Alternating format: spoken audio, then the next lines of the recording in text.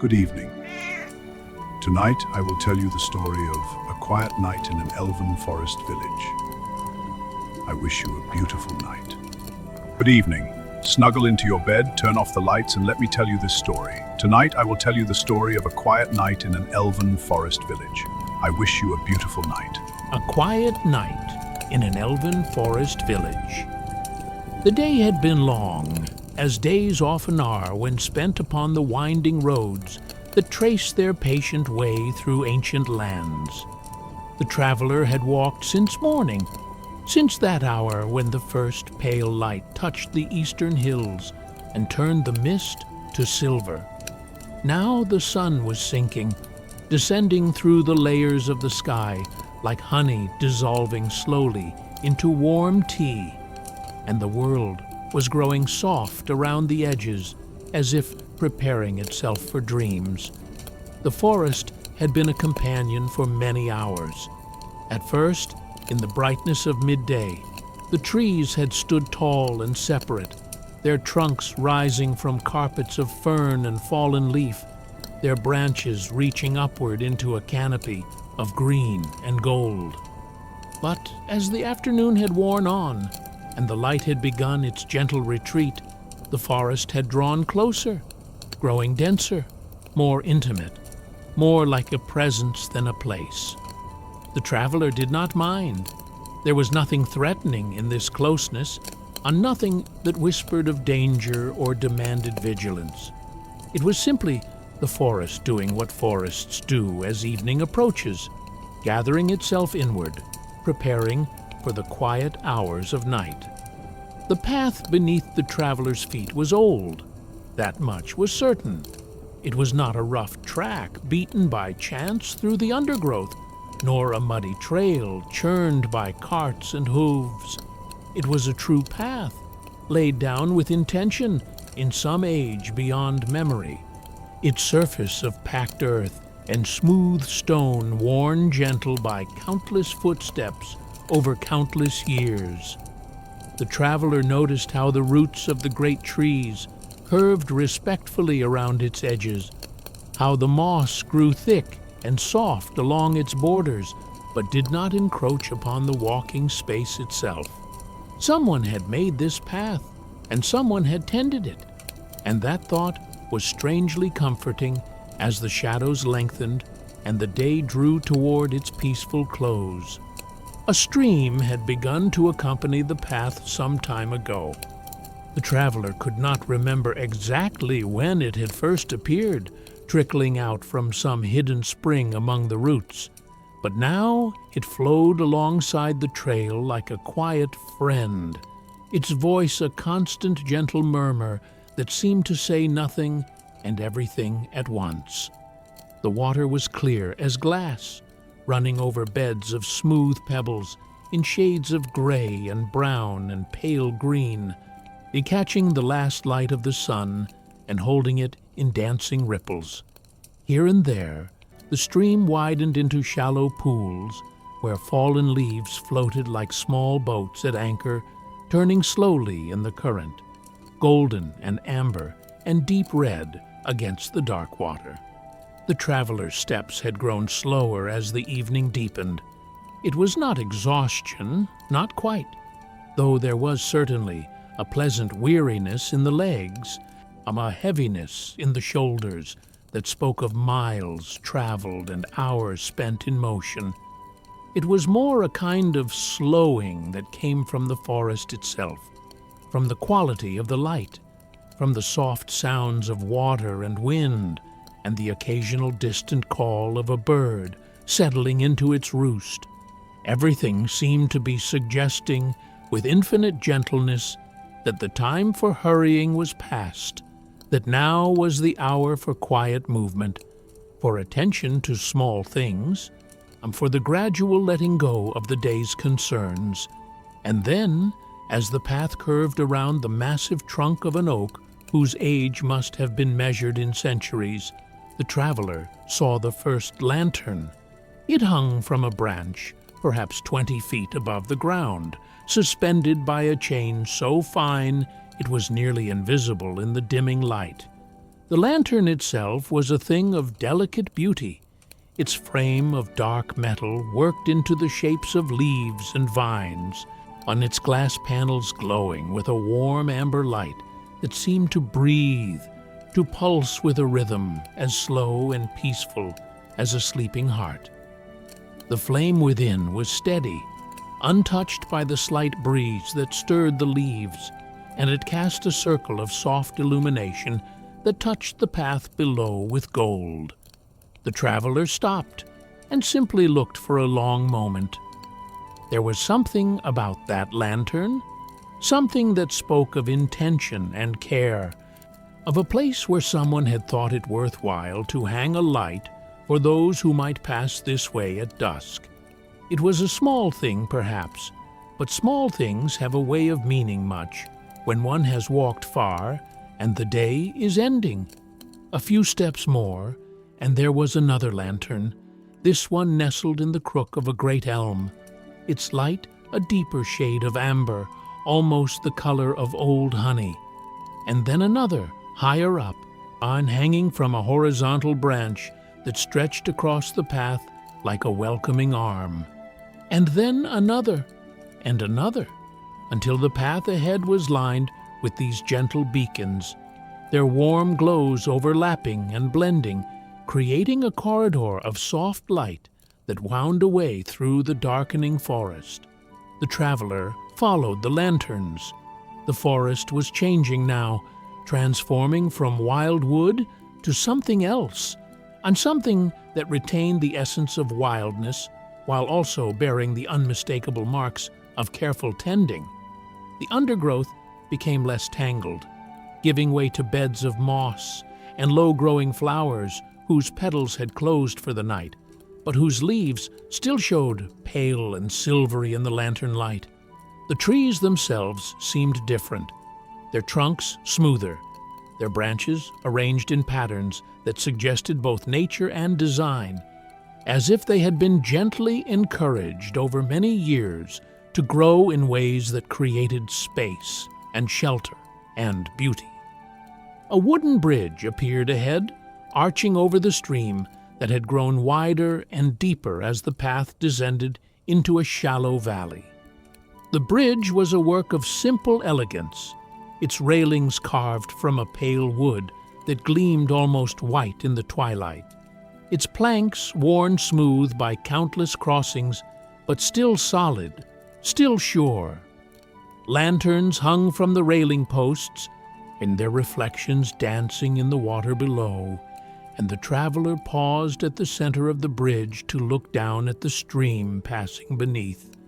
The water here was deep enough to be dark, but not so dark as to hide the stones at the bottom, which showed as vague shapes of gray and brown beneath the surface.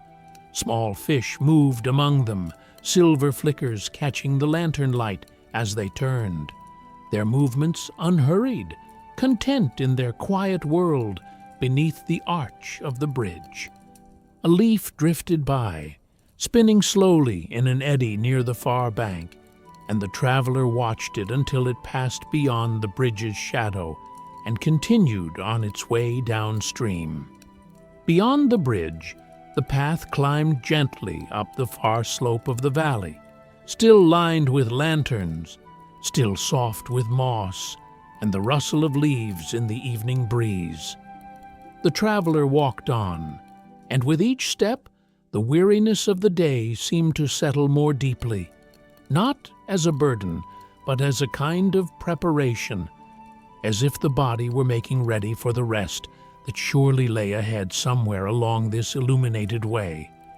And then the trees parted, and the traveler saw the village. It lay in a wide hollow in the forest, cupped by the land as if held in gentle hands. The first impression was of light, warm light, soft light, light that glowed from windows and doorways, light that hung in dozens upon dozens of lanterns strung between the trees, light that seemed to emerge from the very leaves and branches themselves, though this must surely have been a trick of perception. a blending of all the individual sources into something that felt continuous, all-encompassing, embracing. The trees here were the largest the traveler had ever seen. Their trunks rose like columns of living stone, wider than houses, their bark rough and dark, and covered in places with spiraling patterns of moss and lichen that seemed almost deliberately decorative. Their branches reached out and interlocked high overhead, creating a natural ceiling that rustled softly with each stirring of the air, a ceiling through which glimpses of the darkening sky showed here and there, already pricked with the first faint stars of evening. And in the trees, around the trees, among the trees, there were homes. They were built into the very fabric of the forest, these elven dwellings, crafted with a skill that seemed to blur the line between construction and growth. The platforms of pale wood spiraled around the great trunks, connected by walkways that curved gently between the trees at various heights, some near the ground, others so high that they were half hidden among the leaves. Stairs wound upward in graceful helixes, their railings carved with the same flowing patterns of leaf and vine that decorated the lanterns. Windows glowed amber and gold, showing glimpses of rooms within, of warm interiors where figures moved with quiet purpose or sat in peaceful stillness. Some of the homes were built entirely in the trees, their walls of woven branches and carved wood seamlessly integrated with the living limbs that supported them.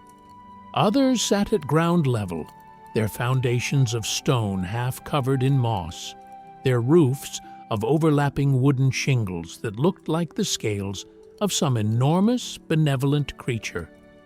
All of them shared a quality of belonging, or of having been placed exactly where they should be, as if the village had not been built so much as discovered, revealed, allowed to emerge from a place where it had always existed in potential. The traveler stood at the edge of the village and breathed deeply, slowly, allowing the sight to settle into the heart. There was smoke rising from some of the homes, thin threads of gray and silver that climbed lazily into the evening air, carrying with them the scent of wood fire and cooking food and something else, something herbal and sweet, perhaps some resin or incense traditional to this place. The smell was deeply comforting, stirring memories that were not quite memories, echoes of safety and warmth and home that seemed to come from somewhere deeper than ordinary recollection. The stream that had accompanied the path for so long entered the village here, in passing beneath another bridge, and then spreading into a series of small channels and pools that wound among the buildings and the tree roots. The sound of running water was everywhere, a constant, gentle presence mixing with the soft sounds of the village itself, distant voices in conversation, the occasional note of music, the creak of walkways in the breeze, the quiet laughter of children somewhere out of sight. A path of smooth stones led forward into the village, each stone placed with care, flat side up, worn to a soft sheen by generations of passing feet. The traveler followed this path, moving slowly, looking around with quiet wonder at each new detail that presented itself. A garden of silver-leaved plants growing in the curve of a massive root. A bench carved from a single piece of pale wood, placed beside a pool where water lilies floated, their flowers closed for the night. A shop front with wide windows displaying bottles of colored glass, each one containing liquids that seemed to glow faintly with their own inner light. The elves themselves were beginning to appear now, emerging from doorways, descending from the upper walkways, moving along the paths on their own quiet errands of evening. They were tall and slender, graceful in their movements, their faces fine-featured and calm. Their clothing was simple but beautiful, woven from fabrics in colors drawn from the forest itself, green and brown and silver, amber and gold, and the deep gray of twilight shadows. Some wore cloaks with hoods that framed their faces softly, while others went bareheaded, their hair long and braided or gathered loosely, catching the lantern light in shades of gold and auburn and black. None of them seemed surprised by the presence of a stranger in their midst. They glanced at the traveler with expressions of mild curiosity and what seemed like genuine welcome, offering small nods of greeting, occasional soft-spoken words of welcome in a language that was unfamiliar, but whose meaning was clear from the warmth of its tone. One or two smiled, smiles that reached their eyes and lingered there even after their faces returned to neutral calm. The traveler smiled back, feeling a warmth spreading through the chest that had nothing to do with the comfortable temperature of the evening air. This place felt safe. This place felt right. There was no need to be vigilant here, no need to keep one's guard up, no need to worry about what might lurk in the shadows or who might wish a traveler ill. The shadows themselves seemed gentle, merely places where the light rested more quietly, and everyone who passed seemed to carry a quality of peace about them that was almost tangible. The path wound deeper into the village, passing beneath an arch formed by two trees whose branches had grown together high overhead, on their leaves creating a canopy that filtered the last light of the sun into a soft green-gold haze. Beyond the arch, the village opened into a central gathering space, a broad circle of packed earth and smooth stone where several paths met, and where a large well stood at the center, its low wall of carved stone decorated with figures of trees and deer and flowing water. Around this central space, the largest buildings of the village were arranged. A hall with tall windows and a roof that rose in graceful peaks, light spilling from every opening, the sound of many voices and the clinking of dishes suggesting a communal meal within. A library or archive, its windows smaller but numerous, each one showing the golden glow of candles and the darker shapes of shelves laden with books and scrolls. A workshop of some kind, its door standing open to reveal benches and tools and works in progress, though the artisans had apparently departed for the evening, leaving their craft waiting patiently for the morning's return. And there, on the far side of the circle, was what the traveler had hoped to find, without quite knowing it was being hoped for. An inn. It was a building of modest size but great character, its walls of golden brown wood that seemed to glow from within, even where no windows were placed. The roof was high and steep, covered in the same wooden shingles as the other buildings, but decorated along the edges with carved figures of leaves and birds. A sign hung above the door, carved from a single piece of wood, showing the image of a lantern hanging from a branch, with words in an elegant script that the traveler could not read, but whose meaning seemed clear. "Rest here," the sign seemed to say. "This is a place of welcome. This is a place where weary travelers find comfort." The door of the inn stood open, and warm light poured out onto the path, creating a rectangle of gold on the smooth stones. The smell that emerged from that open door was perhaps the most wonderful thing the traveler had encountered since entering the forest that morning. Fresh bread and roasting vegetables, herbs and spices, wood smoke and candle wax, and beneath it all, the indefinable scent of a place that has sheltered countless guests with kindness and care, absorbing their gratitude and relief until it has become part of the very fabric of the walls. The traveler stepped into the light. Inside, the inn was everything the outside had promised and more. The main room was large but not cavernous, its ceiling of dark beams from which hung more of the beautiful lanterns, their amber glow filling the space with warmth. Tables and chairs were arranged throughout, each set crafted from the same pale wood as the bridges and walkways outside, unworn smooth and comfortable by years of use. Some tables were occupied by small groups of elves, engaged in quiet conversation, their voices a gentle murmur that added to, rather than disturbed, the sense of peace. At the far end of the room was a long counter behind which an elf worked with quiet efficiency, moving bottles and glasses, wiping surfaces, engaging in the eternal tasks of innkeeping that seemed to transcend all boundaries of culture and kind. The elf looked up as the traveler entered and offered a smile of genuine welcome, setting down the cloth and coming to the near end of the counter where a gate allowed passage to the guest side. The innkeeper was of middle years, as far as the traveler could judge such things, in an elven face, with hair of silver gray bound back in a simple braid and eyes of deep green that held both warmth and wisdom.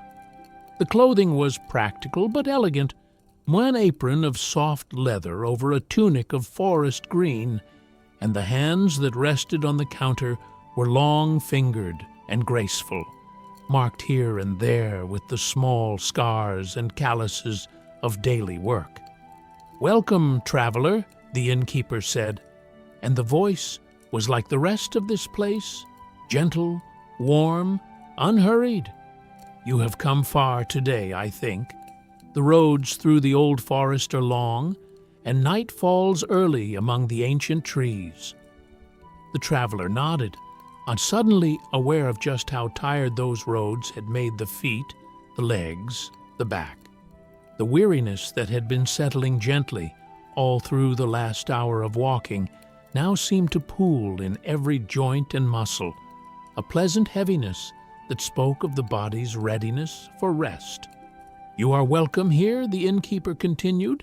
"We have rooms ready for guests, and food prepared for those who have walked long without eating.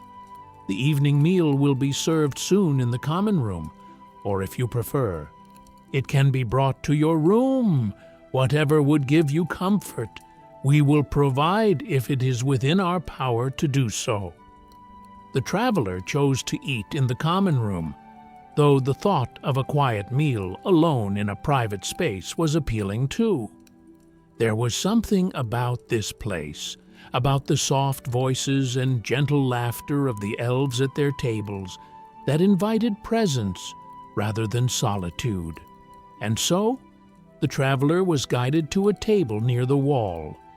A small table with 2 chairs, though only one was needed, positioned where the light of a nearby lantern fell warmly, and where a window offered a view of the village outside, the walkways and bridges and glowing windows now beginning to stand out more clearly against the deepening darkness of the evening.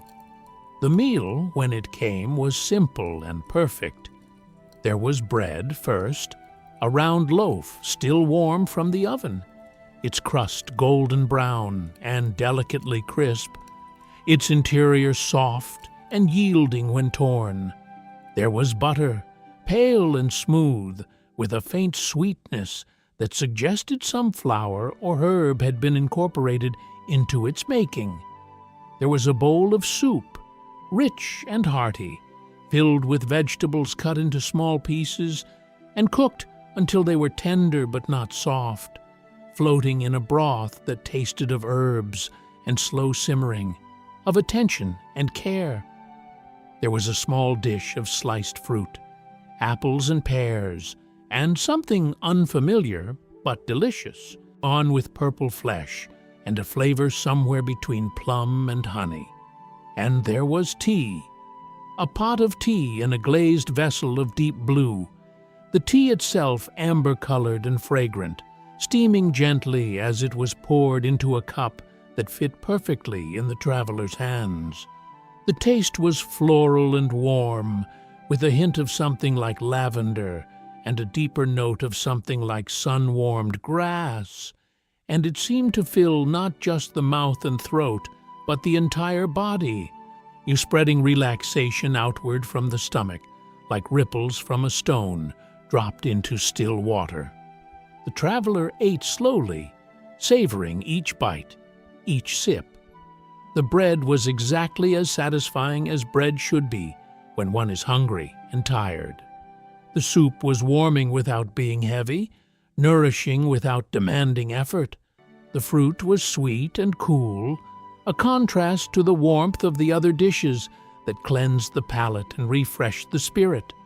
And the tea, always the tea, on which the traveler sipped between every few bites, feeling the gentle herb work doing whatever subtle magic was woven into its preparation, easing the tension from the muscles, softening the sharpness of fatigue into something round and pleasant.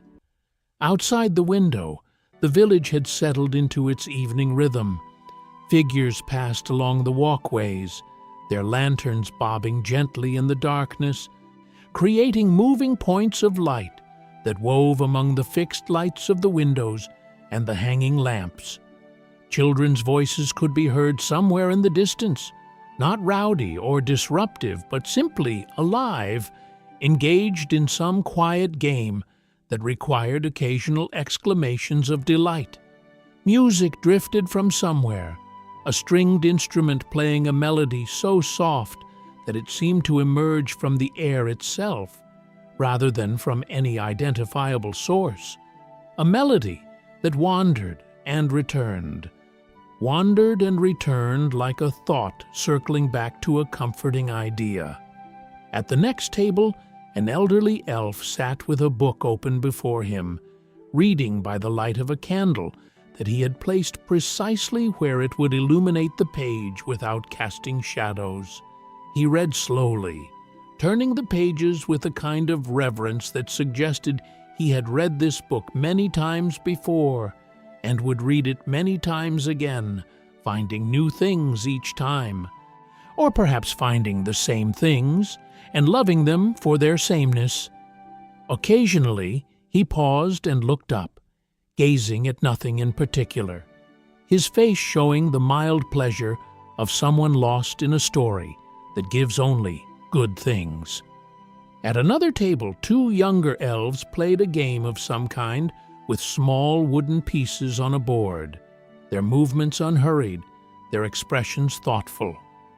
They did not speak often, but when they did, their voices were low and affectionate, and sometimes they laughed quietly at something the traveler could not understand, some private joke or surprising move in their game, some small moment of shared pleasure that seemed to fill them both with gentle joy. The traveler watched all of this, the reading and the playing, the passing figures outside, and the steady comfort of the meal, and felt something that had been tight in the chest for days, perhaps for weeks, beginning to loosen.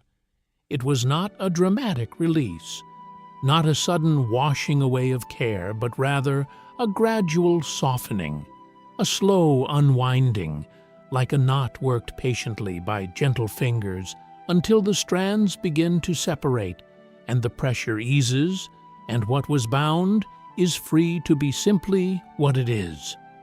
When the meal was finished and the tea had been drunk down to the leaves at the bottom of the cup, the innkeeper appeared again, as if summoned by some subtle sense that a guest was ready for the next thing, whatever that next thing might be. "Your room is prepared," the innkeeper said. "When you are ready, I will show you the way. There is no hurry. The night is long here in the forest, and morning comes gently. Rest when you will, and if you need anything in the hours of darkness, You have only to pull the cord by the bed, and someone will attend you." The traveler nodded, rising from the table with that peculiar mixture of effort and relief that comes when the body has been still long enough to remember how tired it is but is being asked to move just a little more before it can truly rest. The innkeeper led the way through a doorway at the side of the common room into a corridor that was quieter, more intimate, lined with doors of dark wood, each bearing a small carved symbol: a leaf, a star, a crescent moon, a bird in flight.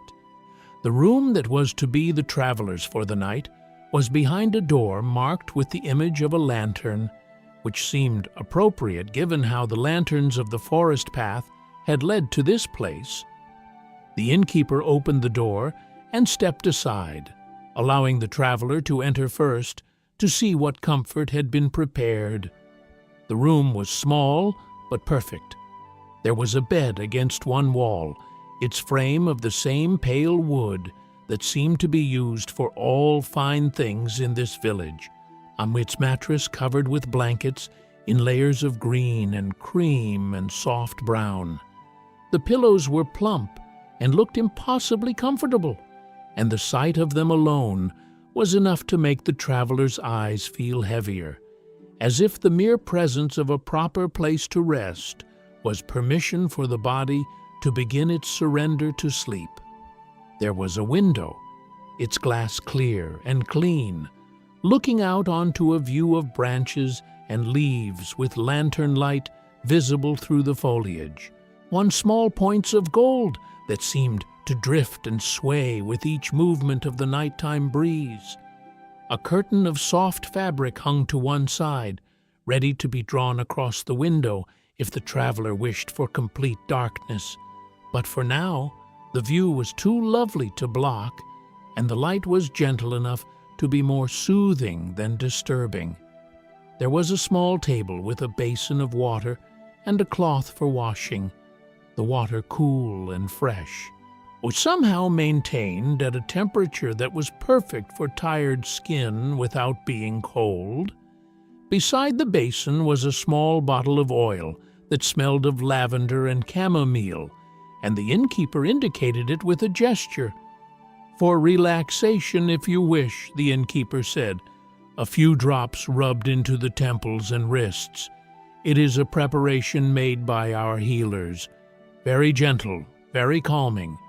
It helps some travelers find sleep more easily after the effort of their journeys." On a small shelf by the bed was a candle in a holder of carved stone, its flame already lit, casting a warm circle of light across the pillow. Beside the candle was a small dish of dried fruit and nuts for any nighttime hunger, and a carafe of water with a cup in case of thirst. Everything a tired traveler might need had been thought of, provided, arranged with care. "If you wish to walk in the village before you sleep," the innkeeper said, "you are welcome to do so. The paths are safe at any hour, and the night air among the trees is very pleasant. Many travelers find that a short walk after their meal helps them rest more deeply. But if you prefer to remain here, that is also well. The room will hold you as gently as the night holds the forest." With a small bow and another warm smile, the innkeeper withdrew, closing the door softly, leaving the traveler alone in this space that felt already like a refuge, like a harbor after a long voyage, like exactly the place that the day's journey had been leading toward all along. The traveler considered for a moment, standing by the window, looking out at the branches and the lights. The bed called, certainly. Its comfort was almost audible, a soft whisper that promised warmth and safety and the deep restoration of untroubled sleep. But there was also the invitation of the night outside, the gentle village with its walkways and bridges, its streams and its ancient trees, all of it waiting to be explored in the particular peace of evening. The traveler chose to walk, just for a while, just long enough to breathe the night air and see a little more of this place that felt so welcoming, so right. The corridor was quiet as the traveler passed back through. The doors of the other rooms closed and silent, on their occupants perhaps already asleep, or perhaps engaged in their own quiet activities behind the carved wooden panels. The common room had grown emptier now, only a few figures still present, their conversation so low as to be inaudible, their presence more felt than seen in the periphery of awareness. The innkeeper nodded from behind the counter, a gesture that seemed to say, "Go well, rest soon, this place will be here when you return." Outside, the village had settled into the fullness of night. The sky above was completely dark now. The last traces of sunset long faded, and the stars had emerged in their multitudes, visible through the gaps in the canopy where the great branches did not reach.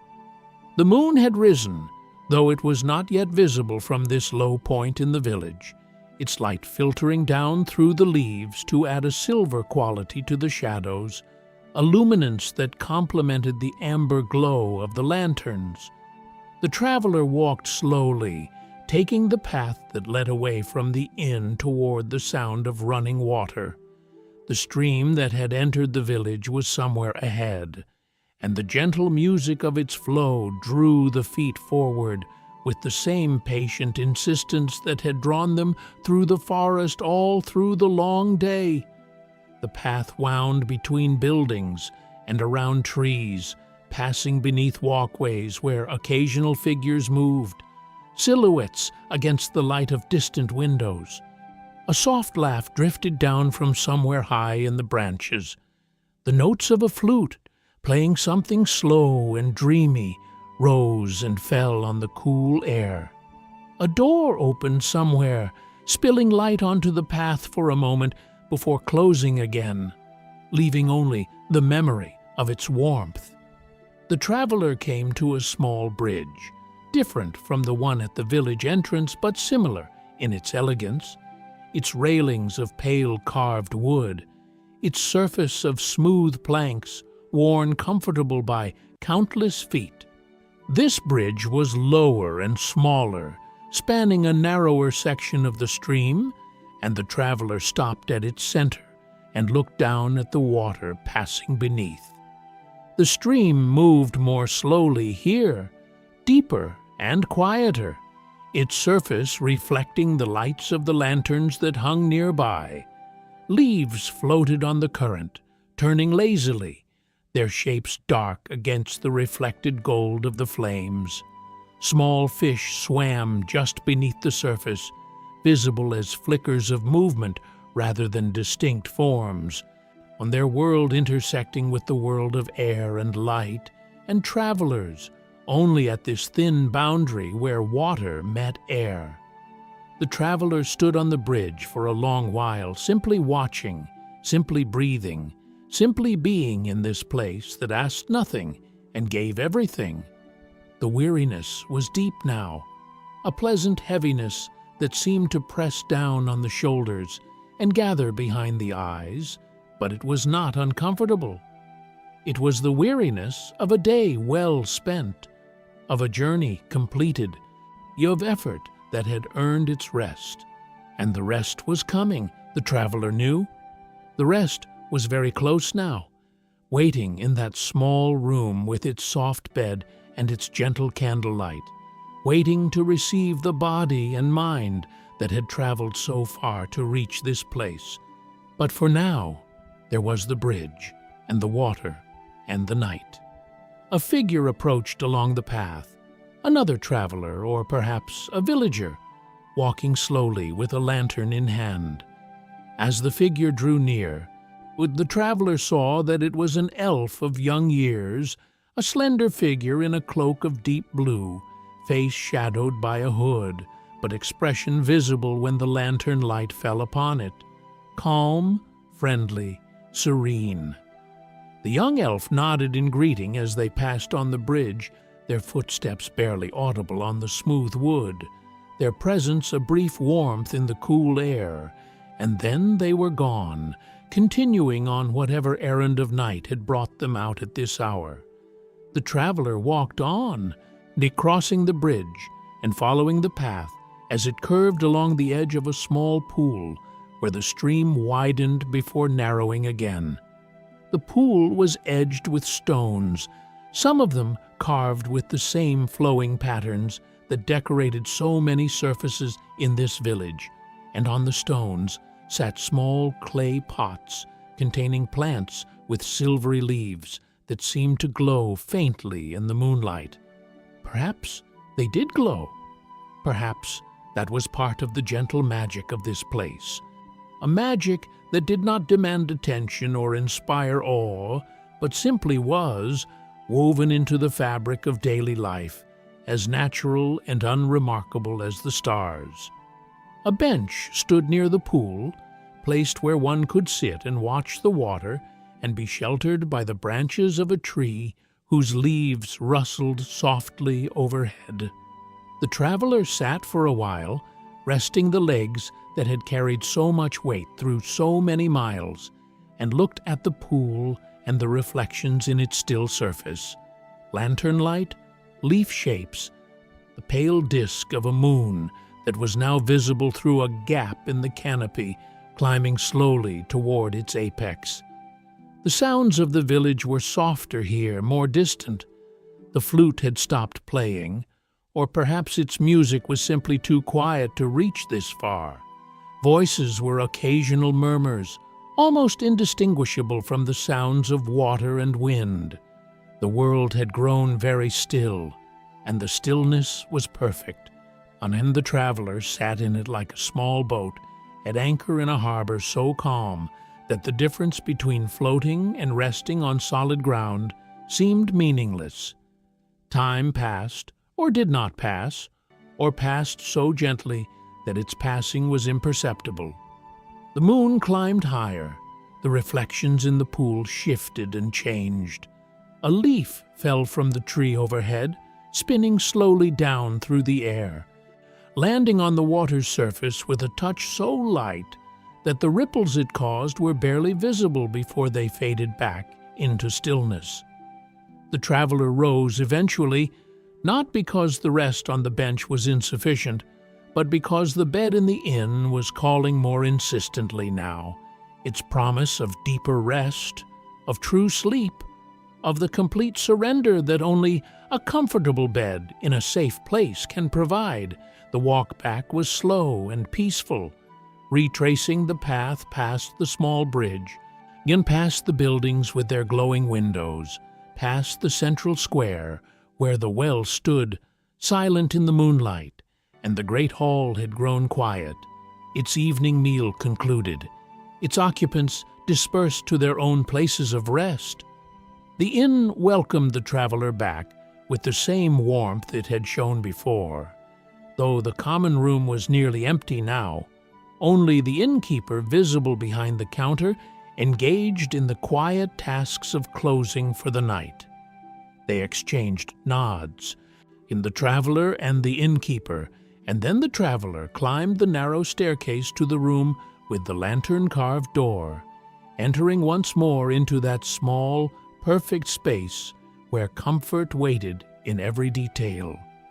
The candle was still burning, though it had burned lower during the traveler's walk, its flame steady and unwavering, casting its warm light across the bed and the window and the small table with the basin and the soothing oil.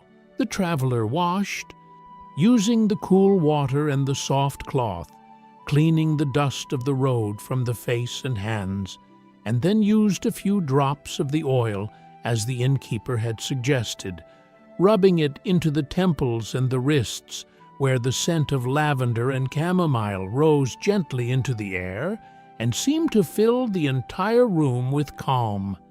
The bed, when the traveler finally lay down upon it, was everything it had promised to be. The mattress was firm enough to support, but soft enough to embrace, and the blankets were just the right weight, heavy enough to feel like shelter but light enough to allow easy movement. The pillows cradled the head exactly as they should, and when the traveler turned to find the most comfortable position, the entire bed seemed to adjust, to accommodate, to become more perfect with each small shift of weight and limb.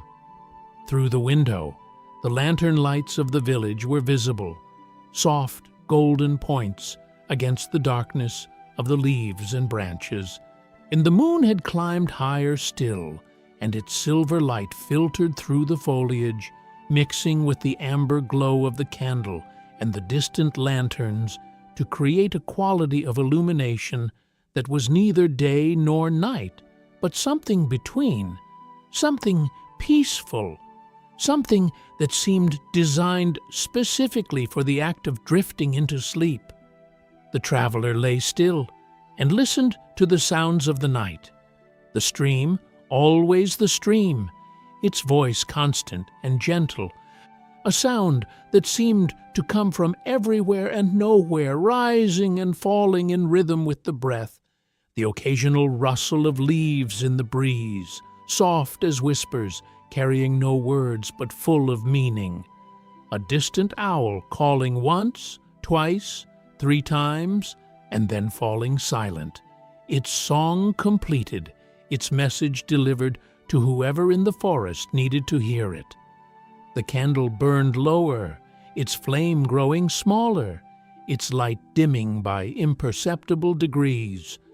The traveler watched it through half-closed eyes, seeing the slow dance of the flame, the way it moved even when there was no apparent breeze, the way it seemed to breathe with a rhythm of its own, independent of anything else in the world. Watching it was soothing, hypnotic, a gentle focus for the mind that wanted nothing more than to release its grip on waking and let the dreams come. And the dreams were coming. The traveler could feel them gathering at the edges of awareness, gentle presences that asked permission before approaching, that waited to be welcomed rather than intruding uninvited. They were good dreams, the traveler sensed, dreams of forests and water and lantern light, of bridges and paths and the faces of kind strangers, of all the small wonders that had filled this day from its bright beginning to its peaceful end. The traveler drifted. It was a gradual thing, this transition from waking to sleeping, not a sharp line that could be identified and noted, but rather a softening of boundaries, a blurring of edges, a gentle dissolution of the sense of self into something larger and more peaceful. The room was still there, the bed and the window and the diminishing candle, but they were growing distant, their details fading into a soft background against which other things were beginning to emerge. There was a forest in the dream that was forming, a forest not unlike the one the traveler had walked through all day, but somehow more vivid, more present, more real than real. The trees rose around the dreaming self in columns of living silver, their bark smooth and luminous, their leaves whispering secrets in a language that the heart understood even if the mind could not translate.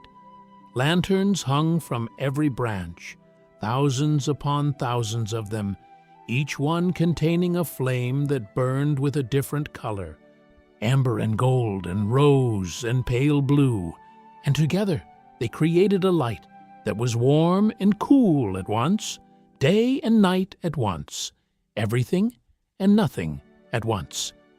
A path wound through this dream forest, a path of soft earth that felt like moss beneath the feet, though there were no longer any feet exactly, only the sense of movement, of forward motion through a landscape that welcomed and embraced. The path led downward, always gently downward, toward some destination that could not be seen but could be felt, a place of even greater peace, even deeper rest, even more complete comfort.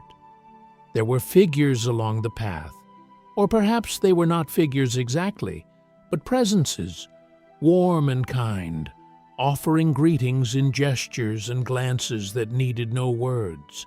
Some of them might have been elves, their faces beautiful and ancient and young all at once, their eyes holding the wisdom of ages lived in quiet contemplation. In some of them might have been trees or streams or the wind itself given temporary form for the purpose of this greeting, this welcome, this gentle acknowledgement that a traveler was passing through on the way to deeper sleep. A bridge appeared, arching over a stream that sang rather than murmured, its waters carrying melodies that wound around each other in harmonies too complex to follow, but too beautiful to ignore. The dreaming self paused on this bridge, as the waking self had paused on the bridge in the village, looking down at the water, watching the reflections of the colored lantern flames dance on the surface and the reflection of the moon, larger here than in the waking world, filling half the sky with its silver light. And then there was a bed that appeared on the far side of the bridge where no building was, a bed that simply existed in the middle of the forest, surrounded by trees and lanterns and the soft sounds of water and wind. It was the most comfortable bed imaginable, piled with blankets of every soft color, its pillows countless and perfectly arranged, its presence an invitation that could not be refused and would not want to be refused if it could be. The dreaming self lay down on this dream bed, and the real body in the real bed somehow sank even deeper into the mattress and the pillows, finding new levels of comfort that had not been there before, new degrees of relaxation that had not seemed possible. The blankets in the dream and the blankets in the waking world overlapped, merged, became the same thing, warmth and weight and shelter from anything that might wish to disturb. The colored lanterns dimmed one by one, their flames guttering into gentle darkness, leaving only the light of the moon, which was not a harsh light, but a soft one, a light that did not demand wakefulness but encouraged sleep, a light that seemed specifically designed to illuminate the landscape of dreams. The trees continued to whisper, their leaves rustling in a breeze that carried no chill, only comfort, only the memory of all the days spent walking through ancient forests where nothing wished harm and everything wished well. The dream deepened. There were other dreams, or perhaps other layers of the same dream, each one softer than the last, each one quieter, each one more purely restful. In one layer, the traveler floated on water, on a stream that was also the stream through the village, and also the stream through the dream forest, and also every stream that had ever been seen or imagined, all of them flowing together toward some great destination that was rest itself, peace itself, the deep and perfect stillness that underlies all movement and all sound. In another layer, the traveler sat by a fire in a hearth that was also the center of the world, its flames dancing in patterns that told stories too wonderful to remember and too precious to forget. There were others around this fire, presences that might have been friends never known, or family lost to time, or simply the kindness of the world made manifest, all of them silent but companionable, all of them sharing the warmth and the light without needing to speak of it. In another layer, the traveler walked through a garden that was also the Elven village, and also the forest, and also everything beautiful that had ever existed or would ever exist, flowers of impossible colors blooming on every side, their scent the scent of the oil that had been rubbed on the temples and the wrists, lavender and chamomile and other herbs that had no names but were perfectly known. And in the deepest layer of all, the traveler simply rested, without dream, without thought, and without even the sense of self that normally persists through sleep. There was only rest, only peace, only the body and mind repairing themselves in the darkness, only the deep healing that comes from true surrender to the night. Hours passed, though they did not feel like hours, did not feel like anything at all, except the absence of feeling that is its own kind of perfection. The moon rose and set, or seemed to, somewhere far above the world of dreams. The stars wheeled through their ancient patterns, indifferent to the small figure in the small room in the small village hidden deep in the ancient forest. The stream continued to flow, the leaves continued to rustle, the lanterns continued to burn with their steady amber flames, and everything was exactly as it should be. And then, very gently, very slowly, the first light of dawn began to touch the world. It came not as a sudden thing, but as a gradual emergence, a soft lightening of the darkness that began so faintly it could not be consciously perceived, but that worked its way slowly into the sleeping mind, nudging it upward through the layers of dream, easing it back toward the surface of waking. The traveler did not wake, not yet, but the sleep grew lighter, the dreams grew clearer, and at some point that could not be precisely identified, the awareness of the room began to return. There was the bed, still warm, still comfortable, still cradling the body in its perfect embrace. There was the window, its glass now showing not the darkness of night, but the soft gray of early morning, mist visible among the trees, the lanterns still burning, but their light no longer dominant, now sharing the task of illumination with the growing glow of the approaching sun. There was the candle, burned down to a stub, its flame extinguished sometime in the night, a thread of smoke still rising from its wick, one curling and dissipating in the still air. The traveler did not rise immediately. There was no reason to rise immediately. The village would be there whenever rising happened, and the morning would not fade, and whatever adventures or restful wanderings the new day might bring could wait until the body and mind had completed their waking at their own pace. And so the traveler lay still for a long while, eyes open but not focused, breathing slow and deep, watching the light change against the window, watching the mist move among the branches, watching the world ease itself into another day. Eventually, hunger and the fullness of the bladder combined to create a gentle insistence that could not be ignored, and the traveler rose, moving slowly through the tasks of morning, using the small private room adjacent to the bedroom for necessary purposes, washing again with cool water from the basin, dressing in clothes that had somehow been cleaned and folded during the night and left on a chair by the door, presumably by the same attentive hands that had prepared all the other comforts of this place. The mirror above the basin showed a face that looked rested, more rested than it had looked in weeks, perhaps in months. The eyes were clearer, the skin less drawn, the expression more peaceful.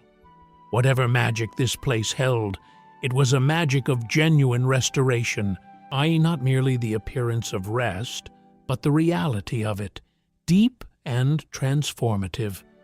The corridor was quiet as the traveler made the way back to the common room, but it was the quiet of morning rather than the quiet of night, a quiet full of potential energy, of activity not yet begun, but preparing to begin. A door opened somewhere, and the sound of voices emerged briefly before being cut off by the closing of the door. Footsteps moved on the floor above, unhurried but purposeful. The day was waking with the traveler. The common room was brighter now, morning light filtering through the large windows, mixing with the amber glow of the lanterns that still burned as they had burned through the night. The innkeeper was there, or perhaps a different keeper of the inn for the morning hours, an elf of similar appearance but slightly different features, tending the fire that burned in a hearth the traveler had not noticed the night before, its flames crackling softly and sending waves of comfortable warmth across the room. Breakfast was offered and accepted, and it was as perfect as dinner had been, but different in its nature, lighter, fresher, more suited to the morning hour. There were fruits and cream, there were small cakes flavored with honey and nuts, there was tea again, a different blend this time, more awakening than soothing, its taste bright and clear with notes of mint and something citrus. The traveler ate slowly, watching through the window as the village came to life. Elves were emerging from their homes, stepping out onto the walkways and paths, beginning the tasks of a new day. Some carried baskets, heading toward gardens or market stalls. Some carried tools, moving toward workshops or fields beyond the village's edge. Some simply walked, enjoying the morning air, pausing to speak with neighbors, to admire the flowers that had opened with the light, to breathe deeply of the cool, fresh air that carried the scent of the forest and the stream and the wood smoke from 100 small fires. The mist was thinning as the sun climbed higher, burning away in delicate tendrils that left the air clear and sparkling. The trees, those ancient guardians of the village, seemed even more magnificent in the daylight, their leaves showing colors that had been hidden in the darkness. Not just green, but 1,000 shades of green, from the pale, almost yellow of new growth to the deep, almost black of the oldest leaves, all of them catching the light and casting it back in patterns that shifted and changed with every breath of wind. The traveler finished breakfast and sat for a while longer, finishing the tea, watching the village, feeling no urgency to move, no pressure to begin whatever activities the day might bring. This was a place where time moved differently, where the rush and hurry of the outside world seemed not just distant, but impossible, as if the very concept of haste had been left behind somewhere on the roads that led through the ancient forest. But eventually the traveler did rise, did thank the morning innkeeper for the meal and the care, did step outside into the cool, fresh air of the village in early morning. The plan, such as it was simply to walk again, to see more of this place in the daylight, and to perhaps find a quiet spot to sit and think and do nothing, or perhaps to speak with some of the villagers, to learn something of their lives and their history and their peaceful ways. The path from the inn led through the central square, past the well where an elf was drawing water in the traditional way, lowering a wooden bucket on a rope, raising it full and heavy, and pouring its contents into a clay jug with the careful attention of someone for whom this small task was worthy of mindfulness and presence. The elf looked up and smiled, and the traveler smiled back, and no words were necessary, the exchange complete in itself. Beyond the square, the path branched, and the traveler chose the branch that seemed to lead toward the sound of falling water, a sound that had been present in the background since waking, but that was now growing louder, more distinct. When the path wound between trees and gardens, past homes whose doors stood open to the morning air, past a small school where young elves sat in a circle around a teacher, their faces attentive, their voices occasionally rising in unison to repeat some lesson or to answer some question. And then the path opened onto a sight that made the traveler stop and simply look, made the breath catch and the heart swell with that particular feeling that comes from encountering unexpected beauty. A waterfall, and it fell from a cliff of dark stone, a cliff that rose perhaps 50 feet above the level of the village, its face covered in moss and fern and small flowering plants that had found purchase in every crack and crevice. The water came over the top in a broad sheet, white and foaming, falling in a graceful arc to land in a pool below, a pool of clear water that fed the stream that wound through the village. The sound was constant, a gentle roar that was not loud, but was everywhere, a sound that felt less like noise and more like a presence, like a voice speaking something important in a language that could be felt but not translated. Mist rose from the base of the waterfall, drifting across the pool and the surrounding rocks, giving everything a dreamlike quality, a softness that made edges uncertain and surfaces seemed to glow from within.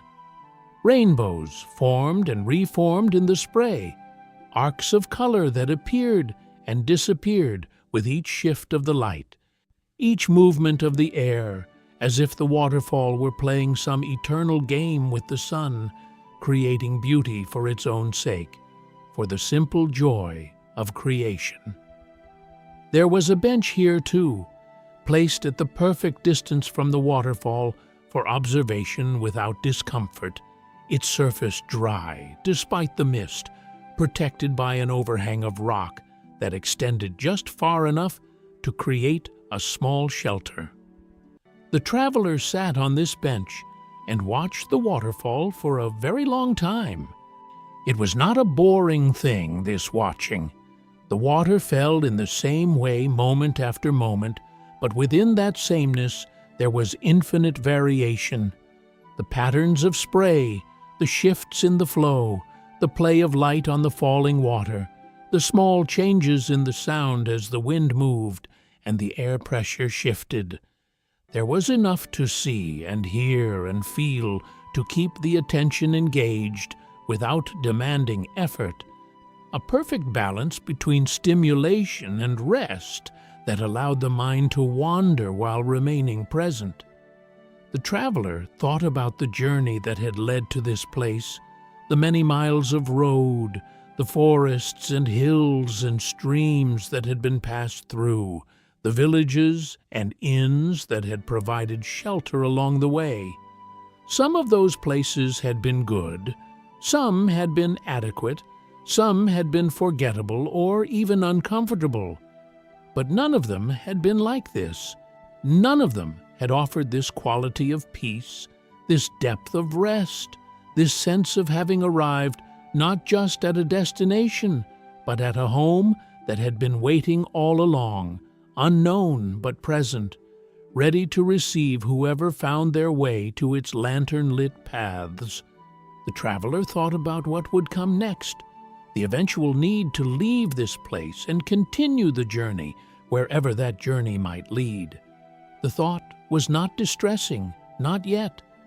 The roads would be there when the time came to walk them, and the time had not come yet, might not come for a while, and until it did, there was only the waterfall and the mist and the morning light and the deep peace of this village, where nothing seemed to threaten and everything seemed to nurture. An elf approached along the path, not the young one from the night before, but an older one, tall and dignified, with hair of pure white and eyes of deep amber that seemed to hold both great age and great youth at once. The elf carried a basket of flowers, freshly picked, their colors vivid against the greens of the surrounding forest, red and yellow and purple and white, a small riot of color that seemed to glow with its own inner light. "Good morning, traveler," the elf said, and the voice was as ancient and young as the eyes, as warm and welcoming as everything else in this place. "I see you have found the falls. Many who come here find their way to this spot. The water draws people as it draws all life." The traveler nodded, not wanting to break the peace of the moment with too many words, but the elf seemed to understand, seemed to be content with silence as easily as with conversation. They stood together for a while, the traveler sitting on the bench, the elf standing nearby with the basket of flowers, both of them watching the endless fall of water on the endless play of mist and light. "You are welcome here for as long as you wish to stay," the elf said eventually, almost as if the thought had just occurred, though the traveler sensed that it had been planned, that this message had been the purpose of the approach. "We have rooms at the inn, as you know, but we also have other accommodations for longer visits. There are cottages at the edge of the village, small homes where travelers sometimes stay for seasons at a time, learning our ways, resting from their journeys, preparing for whatever comes next. If such a thing would appeal to you, you have only to speak with the innkeeper." The traveler absorbed this information without responding immediately. It was an invitation, clearly, but not a pressing one, not an offer that required an answer right away. There was time, as there was time for everything in this place, and the decision could be made when it was ready to be made, without pressure, without haste. The elf smiled, and a smile that seemed to contain understanding of all of this and more, and then moved on along the path, continuing whatever errand had brought the basket of flowers out into the morning. The traveler watched the elf go, and then turned back to the waterfall and sat for a long while longer, simply being, simply breathing, simply allowing the peace of this place to sink deeper and deeper into every cell and fiber. The morning passed without urgency. The traveler walked more of the village, discovering new paths and new views, new gardens and new bridges, new corners where quiet nooks had been created for sitting and thinking and watching the world go by. There were workshops where artisans crafted beautiful things from wood and metal and glass, working slowly, mindfully, each object created with attention and care. There were libraries where ancient books sat on shelves of carved wood, their pages available to anyone who wished to read, their wisdom offered freely to all seekers. There was a kitchen garden where vegetables grew in neat rows, tended by elves who seemed to find deep satisfaction in the simple tasks of watering and weeding, of coaxing life from soil and seed. There was a bakery where the morning's bread was cooling on racks, its scent filling the air with warmth and promise. There was an herbalist's shop where dried plants hung from the ceiling in bundles, their combined fragrance creating an atmosphere of healing and care. Everywhere the traveler went, there was welcome, not effusive welcome, not overwhelming hospitality that would have felt like demand rather than offer, but quiet welcome, warm welcome, the kind of welcome that says we are glad you are here without asking anything in return. The elves smiled and nodded, offered assistance when it seemed wanted, left space when it seemed needed. They understood, these ancient and peaceful people, the needs of travelers, the need for both connection and solitude, and they honored both with equal grace. The midday meal was taken at a small garden cafe, not the inn, but another establishment, one where tables sat among flowering bushes, and the food was simple and fresh, bread and cheese and fruit, a glass of clear, cool water, a small dish of nuts and honey for sweetness. The traveler ate slowly, watching birds flit among the branches overhead, listening to the distant sound of the waterfall, feeling the sun warm on face and hands. The afternoon was for rest. The traveler returned to the room at the inn and lay down on the bed that had been so comfortable through the night, not to sleep, but simply to rest, to close the eyes and let the mind drift, to allow the body to be still and the thoughts to settle like leaves on a quiet pool. The sounds of the village came through the open window, voices and footsteps and occasional laughter, the stream and the birds and the rustle of wind in the leaves. All of it was soothing, all of it was peaceful, all of it contributed to the growing sense of restoration that the traveler had been feeling since arriving in this place. At some point, the rest became sleep, though the traveler had not intended to sleep again so soon. It was a light sleep, a nap rather than the deep rest of the night, full of gentle dreams that came and went without demanding attention. In one dream, the traveler walked a path of flowers, each blossom opening as the foot passed near, releasing fragrances that mixed and blended into something indescribably beautiful. In another, the traveler floated on the stream, looking up at the branches that arched overhead, watching clouds drift across the patches of visible sky. Waking from this nap was as gentle as falling into it had been.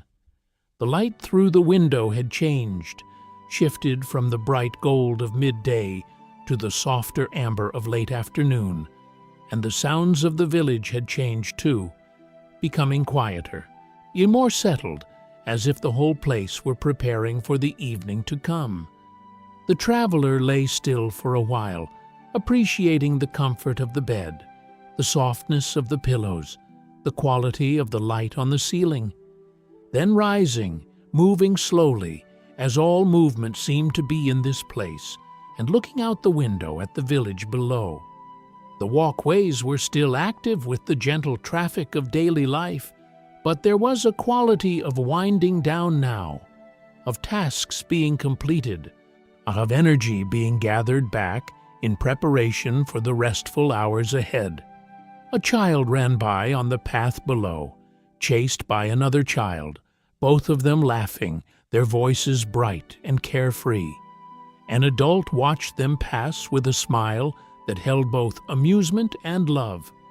The traveler went out again into the village, this time taking the path that led upward, toward the higher reaches where the great trees rose even taller, and the homes built among their branches reached toward the sky. The climb was gentle, the path switching back and forth across the slope, each section offering new views of the village below and the forest stretching away to the horizon. The air grew slightly cooler as the elevation increased, but it was a pleasant coolness, refreshing rather than uncomfortable. At a certain height, the path opened onto a platform, a broad, flat space of wooden planks built out from the trunk of an especially massive tree. The platform was clearly intended as a viewpoint, furnished with benches and railings, and from it the whole village was visible spread out below, like a map made of golden light and green shadow. The stream wound through it, catching the late light in silver flashes. The roofs of the homes rose above the gardens, and paths like scattered jewels, each one beautiful in its own way. The waterfall was visible in the distance, a thread of white against the dark stone of the cliff. The traveler sat on one of the benches and watched the sun begin its final descent toward the horizon. It moved slowly, as everything seemed to move slowly here, but its progress was visible in the changing colors of the light, the deepening of the gold into orange and pink, the lengthening of the shadows, the softening of all edges as the day prepared to yield to night. Other elves were on the platform, watching the same sunset, on their faces turned toward the sky with expressions of peaceful appreciation. They did not speak much, and when they did, their voices were soft, their words few. This was not a time for conversation. This was a time for witnessing, for being present to the beauty that the world offered freely to all who would receive it. The sun touched the horizon, and for a moment the whole forest seemed to catch fire, not with actual flame, but with light, every leaf and branch glowing with the last fierce gift of the day. Then the sun slipped below the edge of the world, and the light began its slow fade, and the first stars appeared in the east, faint but visible, heralds of the night to come. The lanterns came on throughout the village, one by one, as if some unseen signal had passed through the air, telling each flame that its time had come. From this height, the effect was magical, the golden points of light appearing like earthbound stars, on creating a mirror of the sky above, a constellation of warmth and welcome against the gathering darkness. The traveler sat and watched until the transition was complete, until the day had fully yielded to night, and the village had transformed again into that place of lantern light and moonlit paths that had been so welcoming the evening before. Then the descent began, slow and careful on the winding path, each switchback offering new angles on the lights below, each step bringing closer the comfort of the inn and the evening meal and the bed that waited with its promise of peaceful sleep.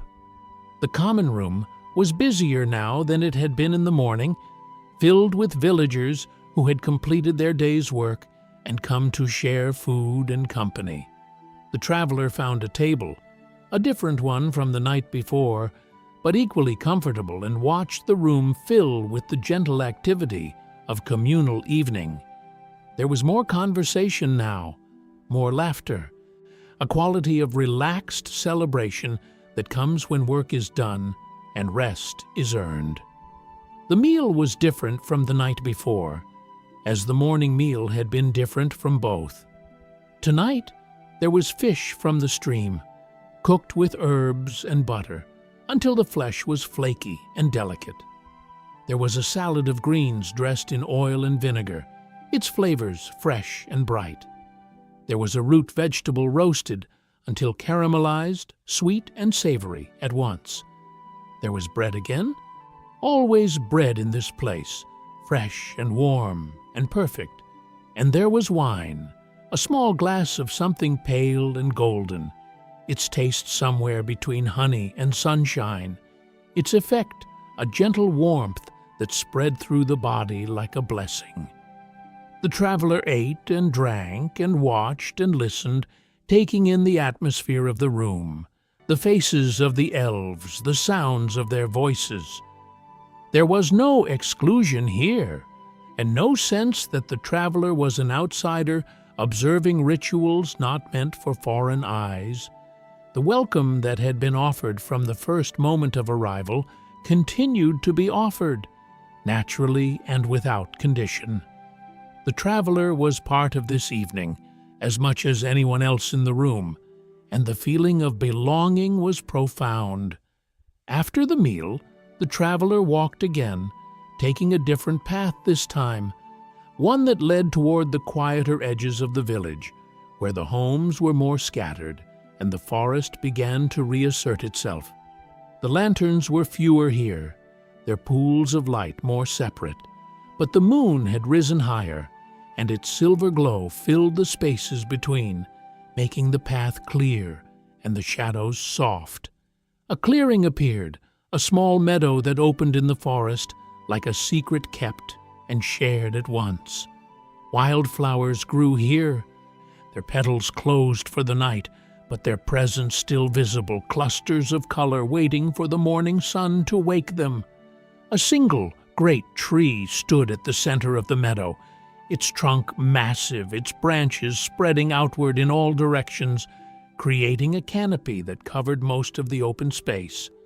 Lanterns hung from its branches, but only a few, their light gentle and sparse, allowing the stars to be visible through the gaps in the leaves.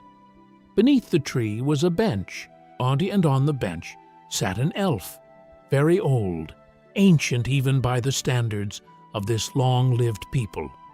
The elf's hair was white as snow, the face lined with countless years, but the eyes that turned toward the approaching traveler were bright and clear, full of a vitality that age had not diminished. The elf smiled and gestured toward the far end of the bench, an invitation to sit. The traveler sat, and for a long while neither spoke, and both simply looking up through the branches at the stars and the moon, both simply breathing the cool night air, both simply being present in this quiet place where time seemed to have paused to rest. "You have come far to find us," the old elf said eventually, and the voice was soft as rustling leaves, gentle as flowing water. "Most do not find this place. Most pass through the forest without ever seeing the paths that lead here. But you found the paths, and you followed them, and now you are here." The traveler nodded, not knowing what to say, feeling that perhaps no response was required, that the words were not so much the opening of a conversation as the sharing of an observation. "This place has been here for longer than memory," the old elf continued. "The trees were young when the first of our people came to dwell among them, and the trees were old when the village took its current form, and the trees are ancient now, and still we are here, living as we have always lived, in peace with the forest and with each other." A pause, a breath, a shift in the light as a cloud passed before the moon and then moved on. "We do not seek travelers," the old elf said, "but we don't turn them away. Those who find us are meant to find us, I think. The forest knows who should walk its paths, and it guides them or it hides the way according to its wisdom. You were guided, and so you were meant to be here. And so you're welcome to stay as long as you wish, and to leave when you are ready, and to return if ever your steps bring you this way again." The traveler absorbed these words, feeling their truth, feeling the kindness and acceptance that lay behind them. There was no pressure in what the old elf said, no expectation, no demand. Only welcome, only permission, only the offer of a home for as long as home was needed. "Thank you," the traveler said, and the words felt inadequate but also sufficient, conveying gratitude even if they could not capture its depth. The old elf nodded, the gesture containing acknowledgement and blessing both, and then fell silent again, returning attention to the stars, to the night, to the ancient rhythms of existence that had continued unchanged since the beginning of the world, and would continue unchanged until its end. The traveler sat beside the old elf for a long while longer, sharing the silence, sharing the peace. The moon climbed higher, the stars wheeled slowly in their courses, an owl called somewhere in the forest, its voice echoing among the trees, a sound as old as the trees themselves. The lanterns in the branches of the great tree swayed slightly in a breeze, too gentle to feel, their flames dancing, their light steady. Eventually, the traveler rose, feeling the call of the bed at the inn, the call of sleep that had been growing since the sunset, and was now too insistent to ignore. The old elf nodded again in farewell, and the traveler nodded in return, and then the path back to the village center was followed, step by slow step, past the scattered homes and the quiet gardens, past the meadows where the flowers waited for morning, past the streams and bridges and the waterfall whose voice accompanied everything. The inn welcomed the traveler back. The innkeeper, the evening one, the one with the silver-gray hair and the green eyes, looked up from the counter and smiled. And the smile said, "All is well. All is as it should be. Rest waits for you." The stairs were climbed, the corridor traversed, the door with the carved lantern opened, and the room was there, exactly as it had been left, the candle renewed and burning softly, the bed turned down and waiting. The traveler washed and changed into sleeping clothes that had appeared, clean and folded, during some moment of absence when the unseen caretakers of this place had worked their quiet magic. The oil was used again, lavender and chamomile rubbed into temples and wrists, its scent filling the room with calm. The candle was not extinguished, but left to burn, its light a companion through the hours of sleep, its presence a small comfort that asked nothing and gave much. The bed received the traveler as it had received the traveler the night before, with complete acceptance and with perfect support, with the promise of rest fulfilled even before the eyes closed. The blankets were drawn up, the head settled into the pillows, the body relaxed one part at a time, beginning with the feet that had walked so many paths and ending with the mind that had observed so many wonders. The sounds of the night came through the window.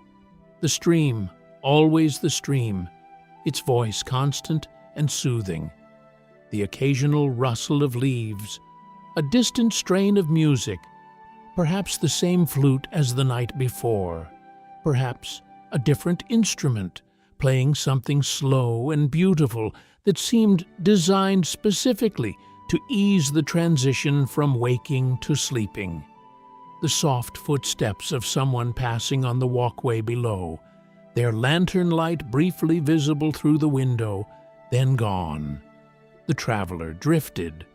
This time, the passage into sleep was even more gentle, even more gradual, as if the body and mind had learned something from the night before.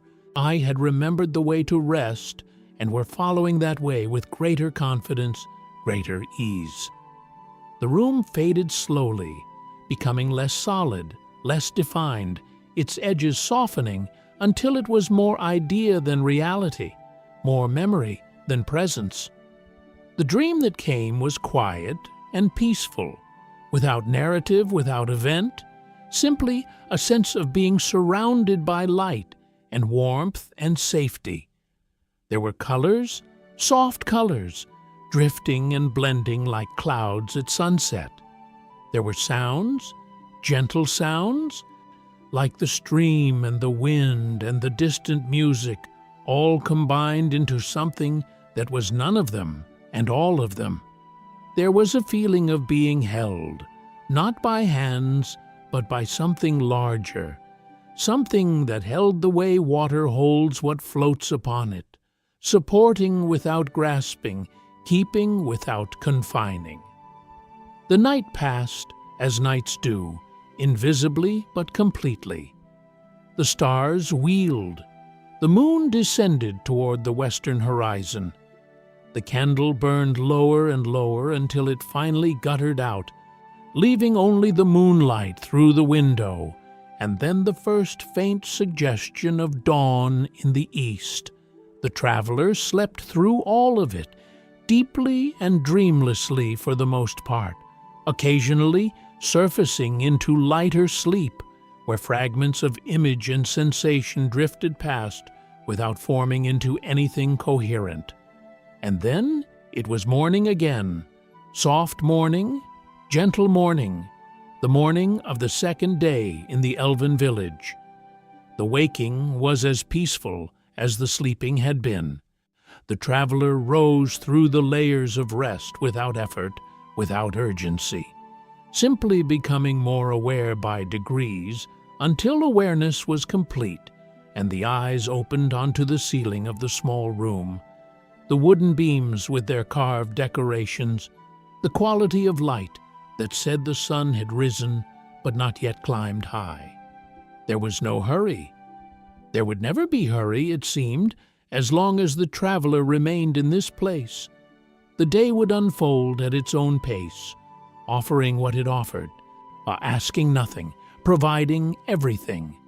And the traveler would move through it, watching and listening and breathing and being, resting even while moving, healing even while engaging with the quiet life of the village. The traveler rose and washed and dressed and went down to breakfast, and the breakfast was perfect, as everything in this place seemed to be perfect. Nourishment for body and comfort for soul provided in equal measure. And after breakfast, there was walking, more walking, new paths discovered and old paths revisited, the waterfall seen from a new angle, the great trees appreciated with new attention, the gardens admired, the workshops observed, the whole beautiful web of village life witnessed with the quiet appreciation it deserved. Days began to blend into each other, though not in the way of tedium or monotony. Each day was its own, with its own small discoveries and pleasures, but each day shared the same quality of peace, the same atmosphere of welcome, the same underlying sense that all was well and would continue to be well. The traveler lost track of how many days had passed and found that it did not matter, that the counting of days was a habit from the world outside this place, a habit that had no relevance here. The old elf in the meadow was seen again, more than once, and conversations happened, slow conversations full of pauses and silences that were as meaningful as words. Stories were told, fragments of the village's long history, details of the trees when they were young, of the first dwellings built among the roots, of the ways and traditions that had developed over centuries of peaceful living. The traveler listened and absorbed, feeling these stories become part of understanding, part of the sense of this place and its people. Other elves were met, spoken with, befriended in the quiet way that seemed to be the way of all relationship here. There was the herbalist, who taught the traveler to identify the plants that grew along the paths and streams, explaining their properties, their uses, their place in the delicate ecology of the forest. There was the baker, who allowed the traveler to watch the making of bread one morning, the kneading and rising and shaping, the sliding of the loaves into the great stone oven, the careful attention to time and temperature that ensured each loaf emerged perfect. There was the musician, the flute player whose notes had accompanied so many evenings, who played for the traveler one afternoon in a small garden, explaining between pieces the history of each melody, how some had been composed centuries ago and some only recently, how each captured something of the village's spirit, its peace, its harmony with the forest and the seasons. The traveler listened and was moved and felt something within settling deeper into rest with each phrase of music. The traveler did spend time in one of the cottages at the village's edge, the ones the white-haired elf had mentioned on that first morning. Not permanently, not yet, but for a few nights, experiencing what it would be like to have a home here, rather than merely a room at an inn. The cottage was small and simple, one room for sleeping and one for living, a hearth for warmth, a small garden plot outside where flowers and herbs grew in cheerful profusion. It was comfortable in the way the entire village was comfortable, designed for peace, built for rest. From the cottage, the forest was close enough to touch, and the traveler spent hours walking among the trees in the early mornings and late evenings, when the light was soft and the air was cool, and the forest seemed most itself, most ancient, most full of quiet wisdom. The paths led far into the woods, branching and rejoining, but offering endless variations of the same fundamental beauty: trees and moss and fern, stream and stone, and light filtering through leaves. There were places deep in the forest where the sense of age was almost overwhelming, where trees grew that had been old when human civilization was young, their trunks wider than houses, their roots spreading across the forest floor like the foundations of small hills. In these places, the traveler often sat and simply was, absorbing the presence of these living monuments, feeling small in the best possible way, part of something vast and ancient and continuing. Always, always there was the return to the village, to the inn or the cottage, to the meals and the walks and the quiet conversations. Always there was the bed at night, the perfect bed with its perfect blankets and pillows, the sleep that came easily and lasted long, the dreams that were gentle when they came and left no distress when they departed. Always there was the morning, the soft waking, the fresh beginning that asked nothing and gave everything. The traveler knew, in some distant part of awareness, that this could not last forever. The world outside the forest continued to exist, continued to call, however faintly. There were roads that led away from this place, roads that would eventually need to be walked. There were obligations and connections beyond this valley, with things that had been temporarily set aside but not permanently abandoned. But that time was not yet. That time would come when it came, announced by some inner signal that would be unmistakable when it arrived. Until then, there was only this: the village, the forest, the peace, the rest, that continued to deepen day by day, until the traveler felt like a different person, someone for whom exhaustion was a distant memory, and contentment was as natural as breathing.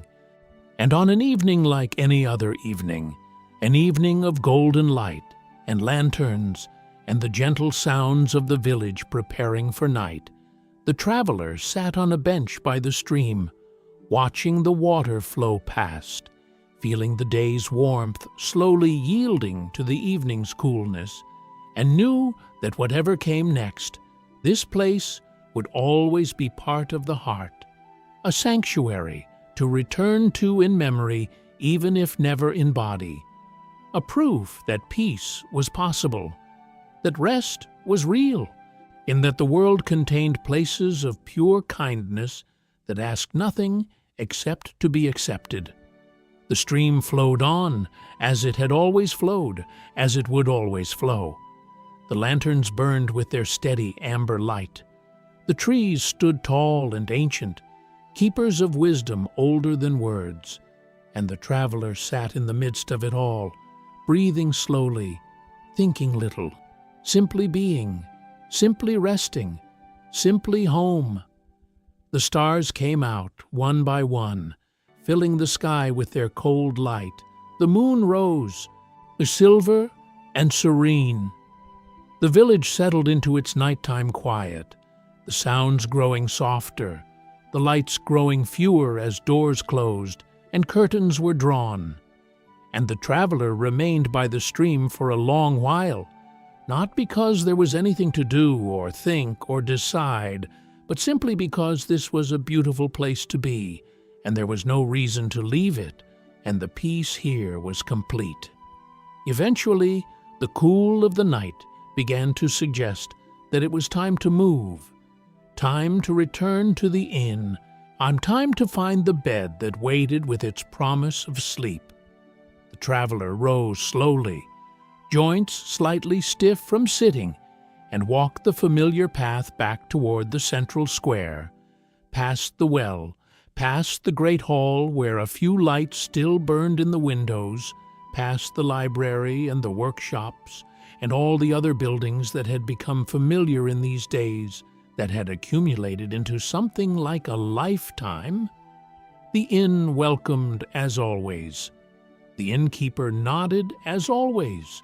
When the stairs were climbed, the corridor traversed, the door opened, and the room was there, perfect and peaceful, the candle lit, the bed turned down, everything arranged for comfort, everything designed for rest.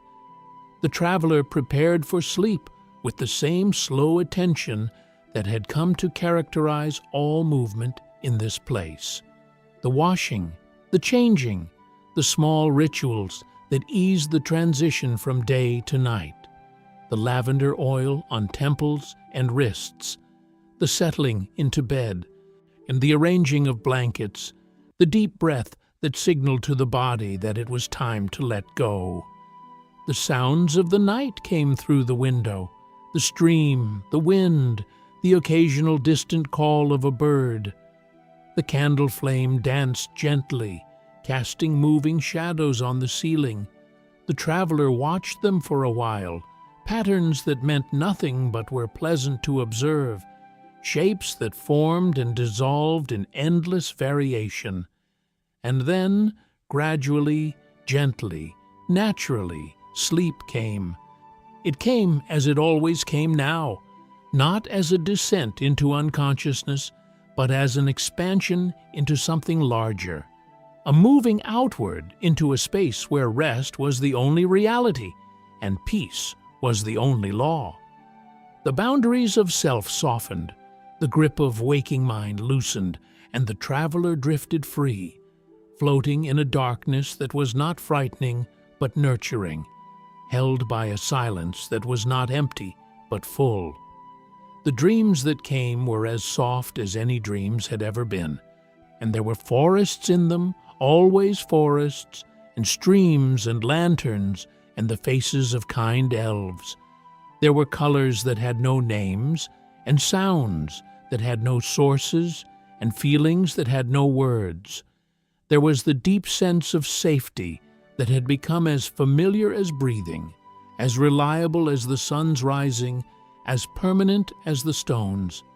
And through it all, underneath it all, surrounding it all, there was rest, pure rest, complete rest, with a kind of rest that goes beyond the body to touch something deeper, something that remembers peace even when waking has forgotten it, something that knows how to surrender even when waking has forgotten how.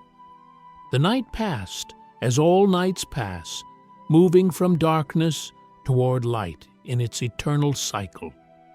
The moon descended and set. The stars wheeled in their ancient courses. The candle burned down and guttered out, and the traveler slept, deeply and peacefully, restoring and renewing in ways that would not be fully understood until waking, when the feeling of well-being would be undeniable, when the sense of having been cared for would be complete. Morning would come, soft and gentle, as all mornings had been in this place. There would be waking, gradual and unrushed, the slow surfacing from the depths of sleep into the warmth of a new day. There would be breakfast and walking and the countless small pleasures that filled each hour in the village. There would be the faces of friends, the sounds of the stream, the endless beauty of the forest spreading out in every direction. And eventually, someday, there would be leaving. The roads would call, the world outside would reassert its claims, and the traveler would walk again through the ancient forest, following the lantern-lit path in the other direction, moving from warmth toward uncertainty, from peace toward whatever challenges waited beyond. But not yet. Not yet. Now there was only sleep, only rest, only the deep healing that happened in the night when the conscious mind was quiet and the body did its work of restoration. Now there was only the bed, the blankets, the pillow beneath the head.